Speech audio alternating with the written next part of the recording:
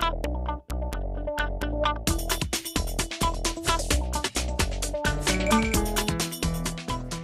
I'm Bill Leipold, and welcome to this edition of Breakfast at the Barracks. Joining me today is Jody Miller, professor in the School of Criminal Justice at Rutgers, Newark. Jody, welcome to the show. Thanks for having me. You are an expert on really researching the issues of violence against adolescent girls. So can you talk to me a little bit about what your research is and kind of what you found? Sure. I'll tell you a little bit about how it came about. So I'm really interested in the impact of neighborhoods, especially in disadvantaged urban communities. And a lot of researchers in sociology and criminology have been paying attention to neighborhood conditions and their relationship to violence and crime, but almost all of that research has looked only at young men. Okay. And so when a lot of academics or the public think about violence in urban communities, they think about gangs, they think about guns, maybe drug markets, but they aren't really thinking about other kinds of violence. And so my work originally, I study young women, and so originally my work was examining young women's participation in sort of prototypically male activities. And so I did work on young women's involvement in gangs, and I did work on their involvement in drug markets and robbery, things that we think of as male behavior. And what I found is that you can't really study young women's involvement in those kinds of activities without also uncovering a lot of gender inequality and a lot of violence against these young women. And so my most recent research, what I decided to do was look much more sort of systematically at how neighborhood conditions in urban impoverished communities contribute to violence against young women. So let's talk a little about what conditions you're talking about. So when I picture what you're talking about, I picture dilapidated housing, potentially cars that are up on cinder blocks, conversations about not well-lit areas. I mean, is that kind of the correct areas in terms of what you're talking about? Yeah, absolutely. So first we look at sort of the socioeconomic conditions. So these are neighborhoods that tend to have high rates of poverty, high rates of female-headed households, high rates of unemployment, and high rates of crime. And when you say female head of households, that means either not married, potentially a broken family. So it really is the woman's in charge, and she's potentially the sole income person. Yes, and Okay. so often what that means is having multiple jobs, struggling to make ends meet, and not having necessarily the amount of time that you would otherwise have to supervise children, for example. And also, these neighborhoods tend to be very much characterized by racial segregation. Okay. And so the kind of neighborhoods that I've looked at in my research really are communities in urban centers. My work has been done primarily in St. Louis, but I think it's very comparable, for instance, to Newark or Camden, where you have high rates of racial segregation, accompanied by a lot of poor socioeconomic indicators. And so what I look at is how those translate into the kind of conditions that you were describing, abandoned buildings, just sort of rundown conditions, and how those sort of interact with, how those conditions sort of interact with, I guess, gender ideologies to perpetuate violence against young women. Now, in your research, you also talk about those are there, but women are often are often victimized by men. Adult men, boys their own age, adolescent boys. So can you talk about the victimization, or kind of how girls are treated, and kind of how it leads to this kind of violence? Yes. So we interviewed girls and boys both. We thought it was important if we're trying to understand violence against young women, you have to understand boys' perspectives on violence against young women, since they are often the perpetrators of this violence, or they're not perpetrators, but other boys they know are. I just want to make sure that we get the age correct when we talk about girls and boys, because we tend to be at an institution where we don't use those words. So Right. Yeah, so my research is with adolescents, so between the ages of 12 and 18, mostly around the age of 16. All right. So they're young women and men. So when you're talking to folks, you're usually talking to folks what we would consider in New Jersey maybe middle school, early high school, or folks who are around that age. Yeah. Okay. Yeah, that's right. Yeah. So you were talking, sorry, I didn't mean to interrupt you before. That's fine. You were interviewing boys and girls so you could get both sides of that perspective, and then you were going to move on to kind of what your findings were. Right, and so we talked to the kids about about the nature of their neighborhoods, about the nature of interactions between between young women and young men, between young men and young men, and between young women and other young women. And much of what we found, well, it was actually quite shocking. The rates of violence against young women were strikingly high. So, of the young women that we talked to, more than half had experienced sexual violence. And this was, if the average age of our sample was about 16, these are very, very young ages at which they've experienced sexual violence. Wow.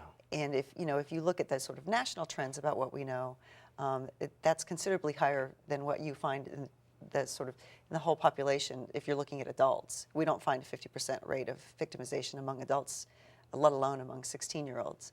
And the other piece of that I think was very striking was that nearly a third of the girls we talked to had been sexually victimized multiple times. So when you say, potentially by a parent, potentially by a family member, a stranger, or a combination of all those? A combination, although stranger assault was not very common. As we know more generally, it was mostly acquaintance rape. There was some sexual violence in the family, but a lot of it was peer and young adult. It was mostly young men who girls knew or knew of, or they were people who were in the neighborhood. The other thing that was very disturbing, I think, about the research, and we've seen a couple of cases nationally recently that speak to this as well, almost half of the boys that we interviewed described what they called, quote, running trains on girls. Similar to an incident that just happened in Texas. Yeah, that's exactly right. And there was a case, I think, in Oakland last year that Correct. got a lot of attention. So 45% of the boys that we interviewed said that they had engaged in this behavior. And part of what I was interested in uncovering is the sort of, what was striking about it is none of those boys described themselves as having engaged in sexual violence. So all of them found ways to sort of interpret the phenomena as though it were consensual. So let's talk about this, because I think I want my viewers to understand what a train is. Right. So I think that between you and I, we probably understand it, but it's Yeah. a pretty graphic and brutal kind of experience for Right. someone. So it's when multiple young men have sex with one young woman, what they would consider consensual sex, but what most of us in academia would consider gang rape. Mm-hmm. So it's one after the other, sometimes 5, 10, 11, the Texas incident describes 11 folks in one area, and 11 men on one Yeah. girl at age 11. Yeah, that's exactly right. And it can play out in a couple of ways. So one is like literally a train where it's a series of young men who rape the woman, or multiple. The other thing that we found was sort of multiple boys who were simultaneously performing sex acts on a young woman at the same time. And what was, I think, most concerning about the research, well, in addition to finding those really high rates, was that the boys didn't see what they were doing as violence. What did they see it as? How do they describe it? It took the kind of work that we did. I think they described it as consensual. They said, "Oh, she wanted it. She was up for it." And so what would happen is, in the process of talking to the boys, we would ask a series of questions, and in asking those questions, it sort of broke down their notions of consent. So it could work something like this. So a girl knows a boy, and she likes him, Correct. and he invites her over to the house. And this is actually describing one of the incidents that the young men described to us. So the young woman comes to the house thinking that this is a boy she likes, and maybe he likes her too, and she comes to the house. And in the meantime, he's invited 6 of his friends to come over. And he's told his friends that she's coming over to have a train run on her. Wow. So the girl walks into a situation so she has no idea. She's walking into a situation, she doesn't understand what's happened. The boys are under the belief that she's already consented to doing it. And then she's in a situation where she's outnumbered. There's a large group of young men, and she feels as though she can't say no and get out of it. So I think where boys are able to sort of twist their understanding to believe that it's consensual is that when there's situations of gang rape, the young woman is not likely to fight back because she's outnumbered and because she's fearful of what could happen if she doesn't fight back. And so the boys use that to sort of perceive that the girl has consented.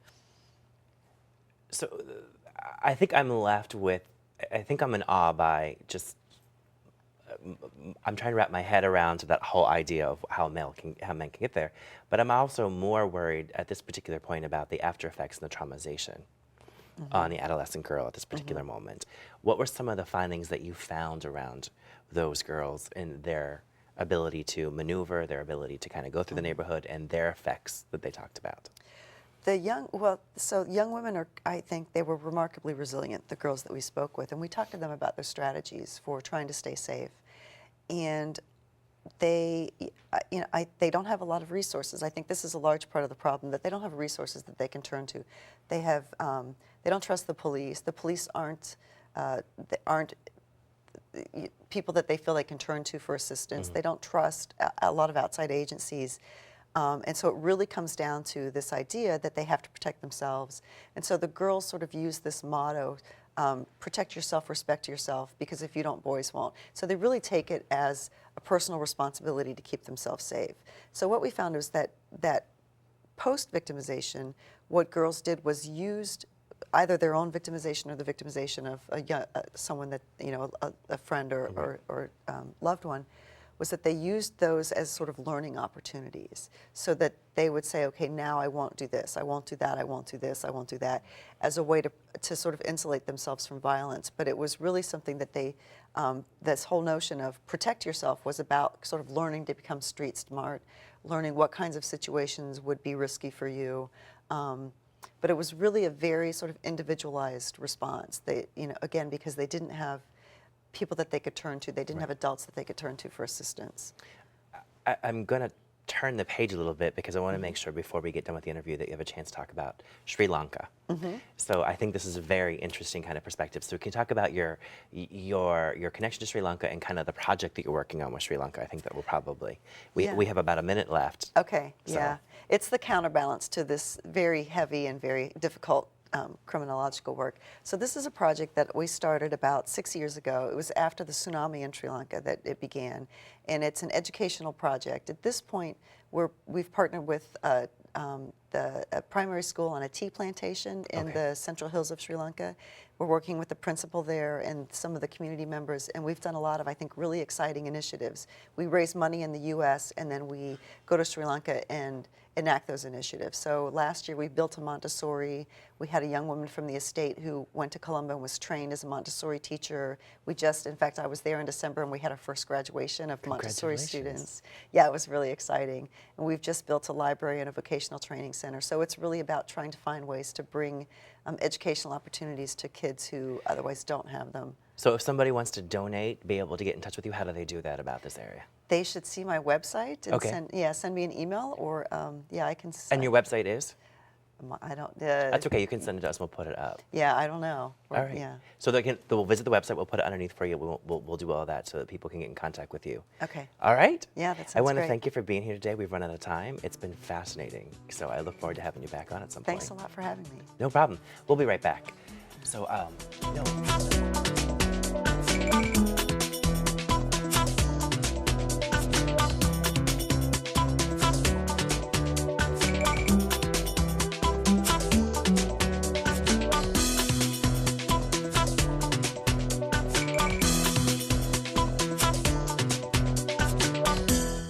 welcome back.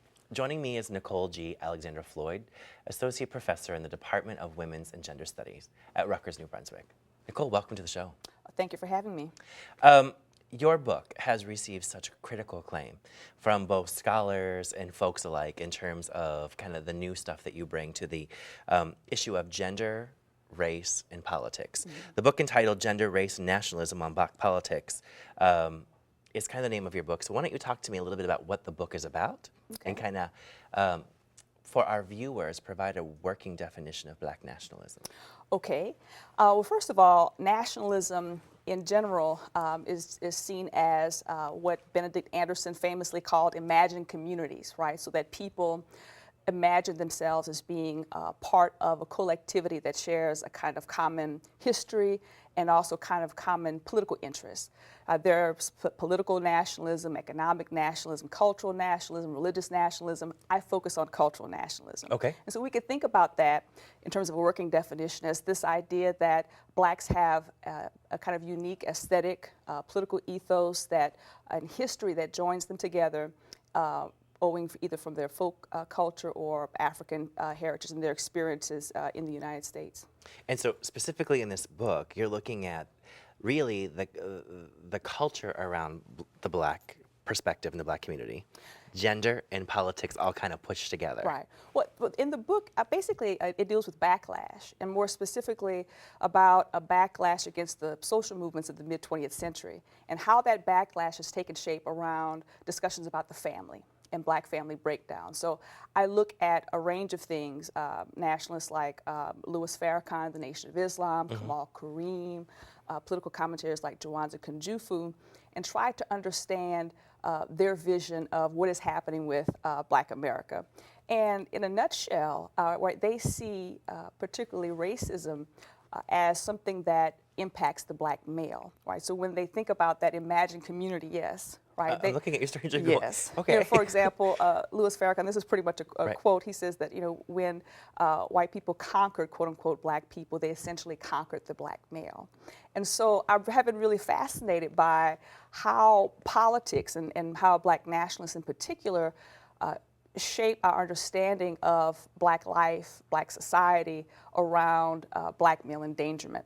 And what does that mean, right? I find that when we have a focus on Black male endangerment, of course, and I emphasize that, to be sure, Black men do face a range of issues, a number of fronts, you know, educational access, economics, jobs, you know, incarceration, et cetera. But so do Black women. And yet we get left behind or in the shadows when that focus is simply on the Black male endangerment.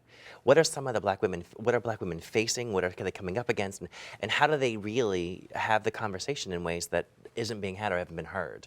Right. Within a larger context? Great question. Part of what I deal with in my book, for instance, was our kind of historic welfare reform from 1996, right, when we saw Black women being depicted as Black welfare queens. There are these notions about Black family breakdown, and particularly Black women played a central role in the kind of public policy discussions that we had. And we had this historic reform that happened really because of our discussions, understanding, and public discourse about stereotypes about Black women. And so we see that continuing to be important, whether we talk about, for instance, the mortgage crisis, right? We know that's had a disproportionate impact on racial minorities, but people will, you know, discuss the kind of pathological behavior of Black women in that process, right? These stereotypes that continue to mount. But we have to understand that, you know, Black women have increasingly high levels of incarceration rates, that we still are very marginalized in terms of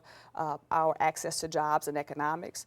We see, because of the emphasis on Black men in particular, people not focusing on what's happening with Black women in education. And of course, it's really difficult to deal with questions of domestic violence, with questions of sexual assault as it concerns Black women, because people are concerned about, well, how will this impact the Black male, right? How will this impact how Black men might be seen as being, you know, stereotypically, you know, seen as violent, et cetera. So it's very difficult to get certain things on the table. Part of being able to be heard in the conversation is having people in powerful places to make some of those decisions. It seems to me kind of strange that the U.S. Congress, the Senate, the Supreme Court, and a lot of governing bodies seem to be absent or less of the conversation around Black women because there doesn't seem to be representation. Right.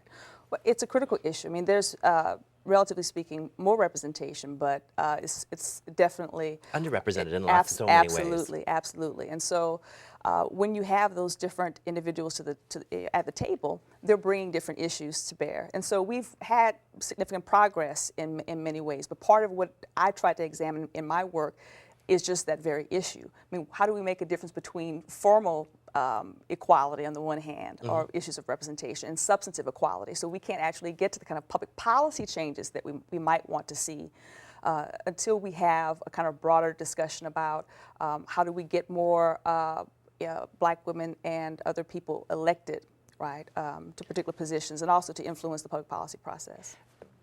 I'm going to ask a question around privilege and power. And I'm going to ask a question around most of the folks who are in positions to change some of that stuff historically have been white men.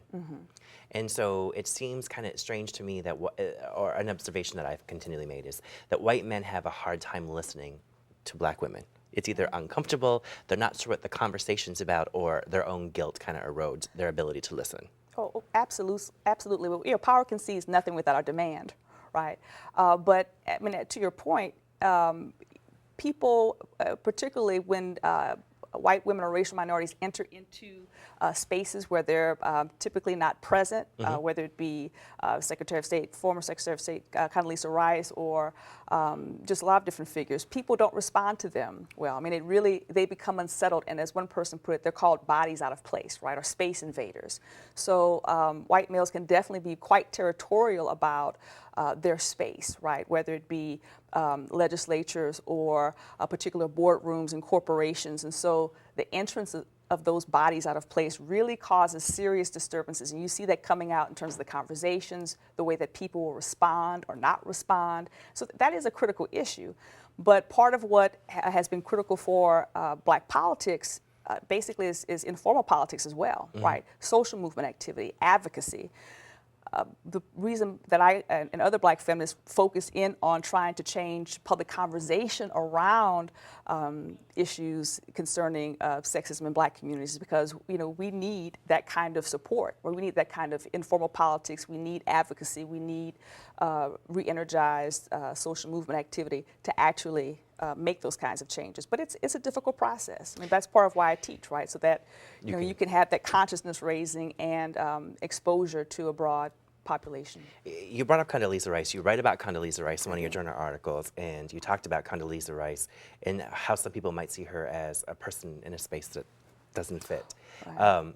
Immediately as soon as you said that, I went to a 60 Minutes interview or several other interviews where people seemed to be fascinated that she was so multifaceted, so intelligent, from provost to playing piano to where she came from. It seemed to be this fascination about her as a person, and not her fascination in terms of the influence that she's had on public policy. Right. So it kind of was a disconnect in terms of where she was in terms of leading parts of the nation. Exactly. I mean, that's part of the space invader phenomenon, right? That people are kind of really so influenced by these stereotypical ideas about black women that because she basically doesn't fit those stereotypes, right? Because she is a professional black woman, she's independent, she's talented in many ways. All those things really don't coincide with people's assumptions about what constitutes a black woman, what a black woman ought to be and do, right? And it's really interesting because on the one hand, part of what I examine in my new book is this idea about liminality, right? This idea that on the one hand we've had progress, but we still see these same kinds of ideas you talk about. In the interviews that people do on Rice, they're also very fascinated with, is she single? Is she single? Is What's she she married? doing? What does she Is she lesbian?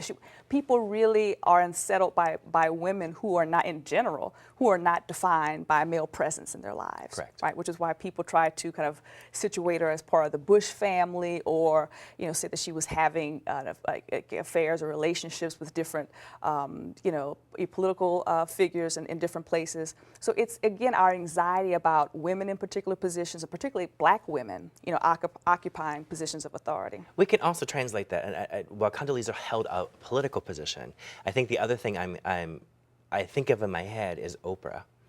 In terms of folks are fascinated by all the things you just talked about with Condoleezza Rice around Oprah. While she doesn't hold a political position, she has lots of influence. Absolutely. And folks don't know what to do with that influence in some ways. It's very threatening, and it's interesting that you mentioned that because after Oprah basically supported Barack Obama, during the campaign, right? There was this black nationalist organization in Florida, that actually, basically tried to suggest that Oprah was this figure in the Book of Revelation, and she was connected to the Antichrist and part of, some kind of Armageddon end times scenario. I mean, just really fantastical ideas about, who Oprah is. But again, it's seeing black women as being in positions of authority, right? That's something that really unsettles men in general, and also some women too, because there's a priority placed on black male leadership. And so it's fascinating the ways in which people have reacted to Oprah Winfrey. Part of the conversation I want to be able to talk about is I want to expand a little bit on your new book.